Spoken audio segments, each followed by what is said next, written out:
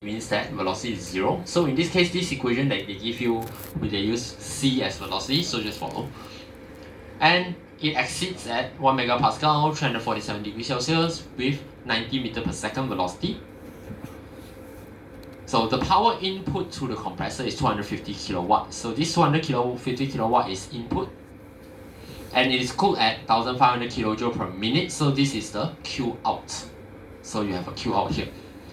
So determine the mass flow rate of air, and then you are given molecular mass of air as 29, and you need to use this equation. So for this question, so we'll this. Never mind. So, alright, so in this case, the potential energy change, input heat, inlet velocity, and output mechanical work are negligible in the case of the compressor. So again, we know that for a compressor, we don't have work out. So work out definitely will get cancelled off. Potential energy, usually we just cancel off unless the question specifically requested for it. And then like I said, velocity term, most of the time we will know, but in this case, since the question gave you the velocity term, just include it because you are given it, then just use it. Okay, so enthalpy we will never cancel off. Then we have work in here.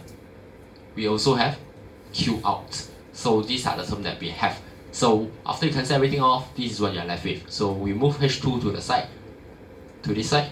So m dot H1 minus H2 plus W dot 1 equals to m dot C2 square over 2 plus Q2. So this 2 is out lah. Okay, so here we have, so what information do we have here? We have Q2. We have work 1, right? C2 square also we have. What we are looking for is mass flow rates.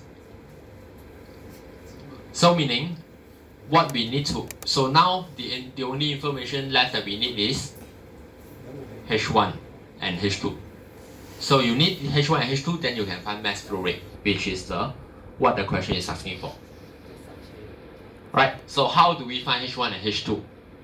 So again, look back at the question, what we are dealing with here is air, which is what we can assume as ideal gas. So if we are dealing with ideal gas here, so meaning you can convert H1 and H2 to CPT1 and CPT2. Okay, we can use CPT.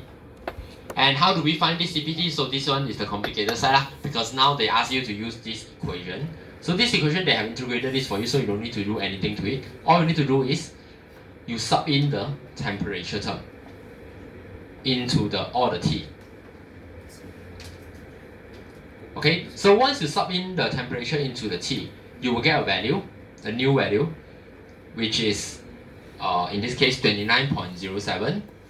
But this value will be in terms of kilomole.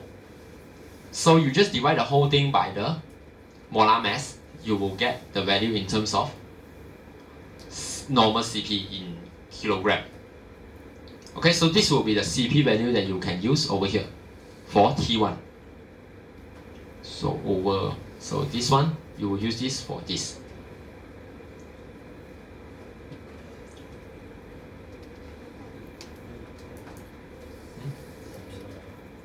Okay, so this CP value, when you use this equation, is very temperature dependent, as you can see from the equation itself. So at different temperature, the CP value will be slightly different if you use this equation. So you have to recalculate. So this one is only specifically for T1.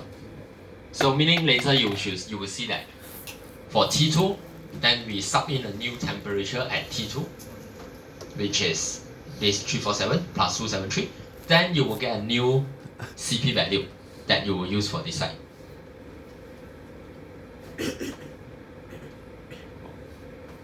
Alright, understood so far?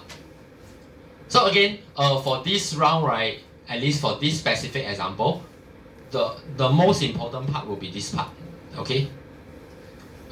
This is just extra because you have learned that we have three methods of looking for using different CP value to find the value, to find the enthalpy and stuff. So this is just extra. So the main point will be this first part. Okay, so let's say if you are dealing with hot water, then easy. You just use the properties given, find H1 and H2 from the table. Alright, so now I'll move on. So second part, again, same thing. So you can see that we are using the new temperature to find a new CP value. So once you have found this, then you sub this into CP T2. So then you get two new value. So from here, you can calculate mass flow rate. So you just sub everything in, make sure the unit is the same. So this is in minutes, so you convert this to second. Then from here, you can get mass flow rate.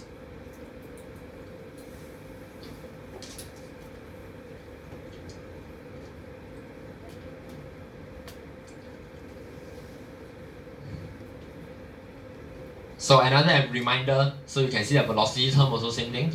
We need to divide by 1000 to convert it to the same unit. So that's why I keep stressing unit in this subject, because these things does happen a lot. Like there's a lot of unit conversion that you need to do. So make sure that they are in the same unit.